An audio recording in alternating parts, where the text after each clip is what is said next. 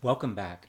I'm Tom Mullenix, and I'm trying to give you a quick start in Bible study, how to learn how to do it. So I'm handing you ideas that I've learned and practiced myself. And I want you to understand that you have life experience that makes you a good Bible student. You just have to transfer it to the Bible. And here's one. Here we'll launch with, you need to get your bearings. Now, I've moved several times in my life, got to a new place and needed to get my bearings, or perhaps I know you have, or else just find yourself in a new place for a period of time and you want to get your bearings. Now, a lot of people, including my wife, want to know north, south, east, west, or you look for landmarks. You take time to study a map, but your goal is to find out valuable things. Where do you get groceries? Where's Walmart? Where do you find entertainment? Where are quality service people and service places? If you're going to live somewhere, you need to know those things. Well, the Bible is a new place to many of you. And so you need to get your bearings when you begin to study the Bible. So I'm going to walk you through some important things to ask as you study the Bible. First one is this: who is speaking? Well, it's God's word, right? So God's speaking and Jesus is speaking. Not always. The Bible is God's word. God delivered it to us, and the Bible is accurate. But it's not always God speaking in the Bible. In fact, Satan speaks in the Bible. And we know he's a liar. So we have to take it with a different point of view, a different way of dealing with it when Satan speaks. And there are false teachers quoted in the Bible. We have to be careful about them. And then there are just regular people talking about regular life. And although it is accurate, it doesn't necessarily mean that's God's word to speak to me to change my life. It just is recorded. And then we have a special situation in the book of Job. Job is a man who is suffering, and much of the book of Job is a conversation between Job and three of his friends. And at the very end of the book of Job, God says Job's friends were wrong. Now that changes the way we look at everything in that book. We have to be careful.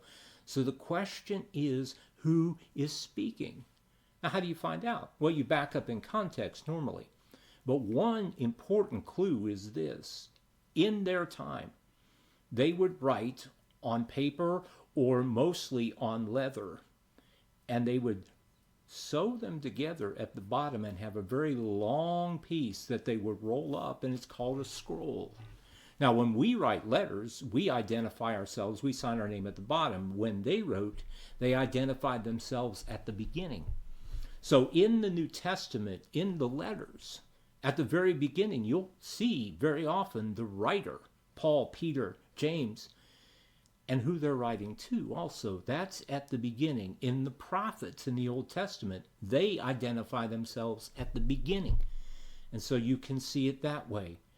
Other times it's not as easy to find out. If you want some information or to help my help, just ask in the comments section and I'll find that and get back to you on it. I want to help you to see who is speaking. And then the next part is, are they talking to me? Who's speaking? Are they talking to me? Now we break that down in two pieces. First of all, we ask, who are they talking to? Now that's significant also. One place, a lot of places in the letters of the New Testament, again, it's addressed to saints.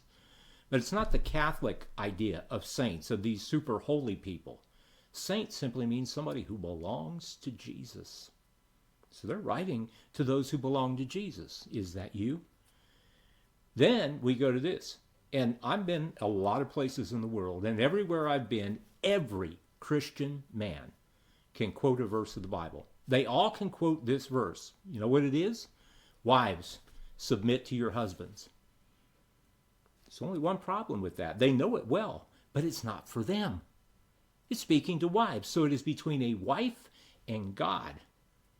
Response to that verse. God has words for husbands. It is husbands, love your wives. And it's interesting the guys don't know that as well, and they ought to, because God is speaking to husbands when he says, love your wife. So who are they talking to is important. And then the second piece of that is, do I fit that category? Now, personally, I fit the categories of interested in God. Virtually all the Bible is written to people who are interested in God. A follower of Jesus. The New Testament is written to followers of Jesus. I'm a husband, and I'm a church leader and a teacher. So those Bible passages that focus on that are specifically at me, for me.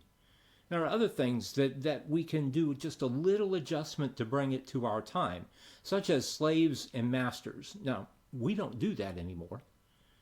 But it's easy to take the principles of slaves and masters and apply it to students and teachers, or to employees and employers. Do I fit that category? Is it talking to me?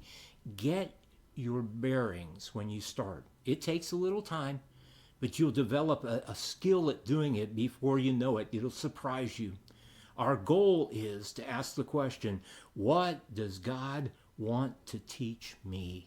And what does God want to teach me right here? And God does want to teach you. God is speaking to you. Listen up.